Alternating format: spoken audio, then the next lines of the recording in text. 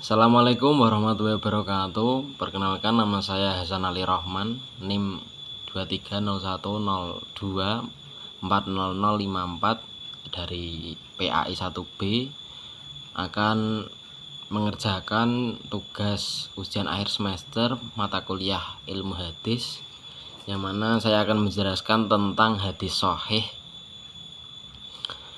Saya akan menerangkan hadis sahih ini dari kitab Taisir Mustalah Hadis karangan Dr. Mahmud Tahnan.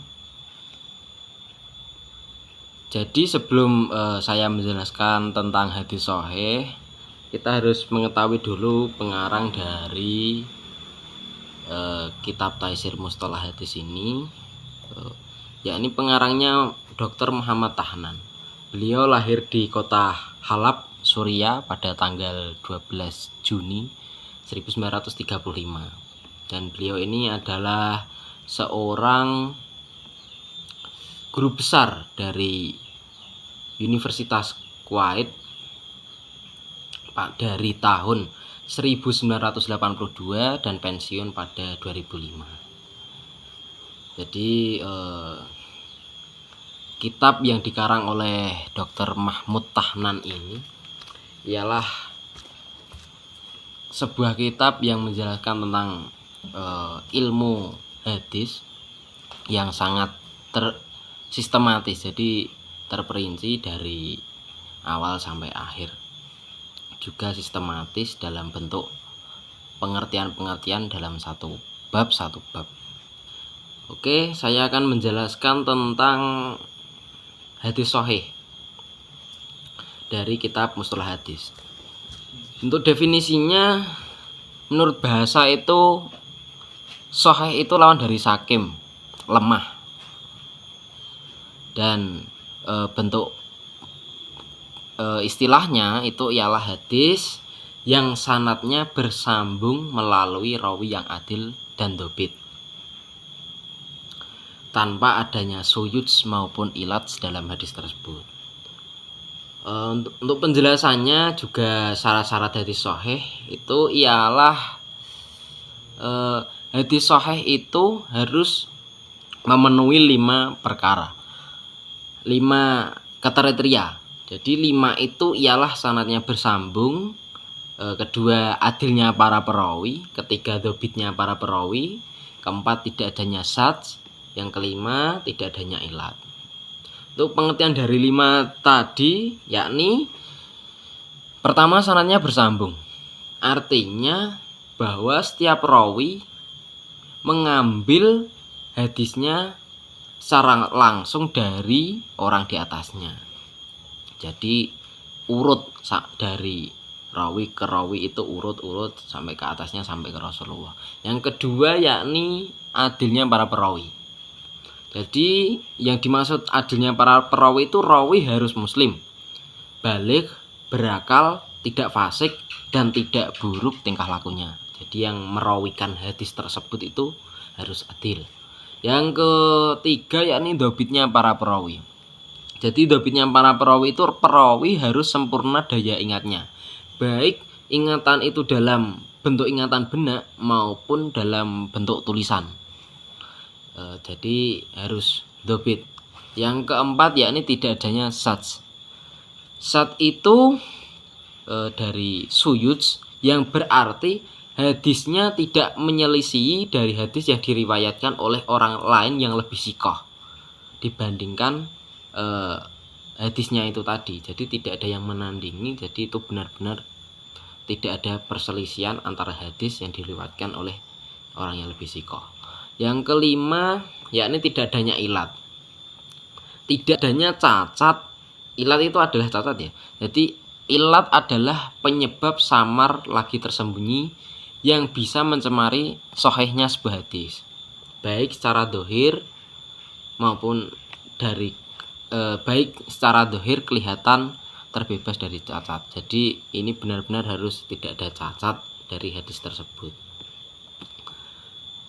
Untuk syarat-syarat hadis sahih yaitu ya 5 tadi, yakni sanadnya bersambung, para perawinya adil, para perawinya dhobit, tidak ada ilat, dan tidak adanya syadz.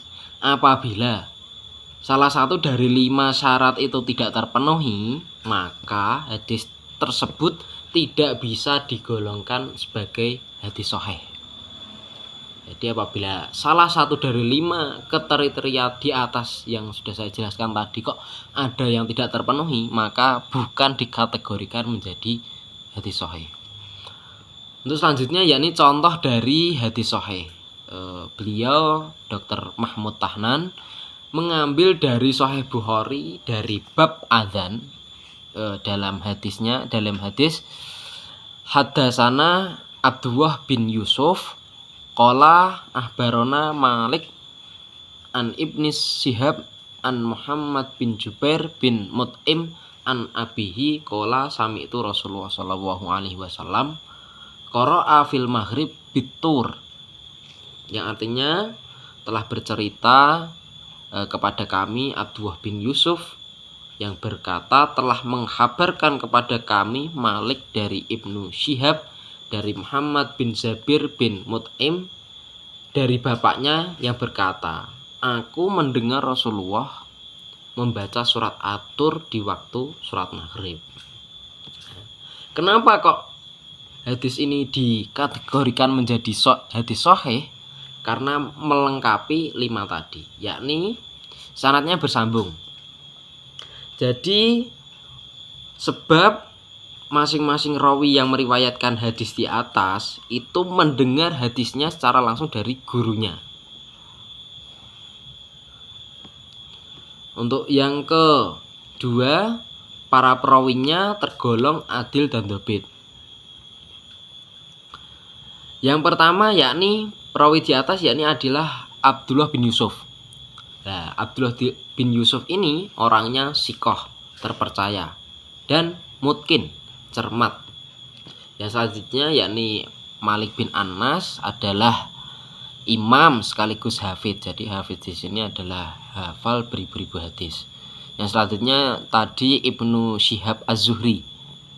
Yakni ini adalah orang yang hafid juga telah disepakati tentang kecermatannya.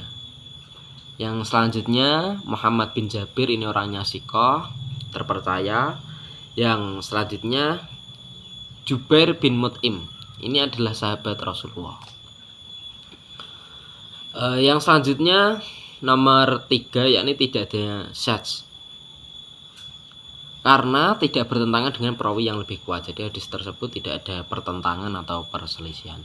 Yang terakhir tidak adanya cacat ilah di dalam hadis tersebut. Jadi dalam hadis tadi bahwa qara'a fil maghrib bitur itu tidak adanya ilat atau catat di dalamnya. Untuk yang selanjutnya yakni hukum tentang hadis sahih. Hukum maksudnya diamalkan. Untuk diamalkan ini hukumnya gimana? Maka jawaban dari Dr. Muhammad Tahnan yakni wajib diamalkan hadisnya sesuai dengan ijma', kesepakatan ahli hadis. Begitu pula menurut ahli usul fikih dan para fuqaha. Jadi para muhaddisin, para ahli usul dan juga fuqaha itu sepakat wajib diamalkan, karena hadis ini hadis sahih ini tingkatannya di bawah Al-Quran. Tingkatan hadis tertinggi sahih itu. Jadi itu tadi penjelasan tentang hadis sahih dari kitab Taisir Mustalah Hadis karya Dr. Mahmud Tahnan. Untuk selanjutnya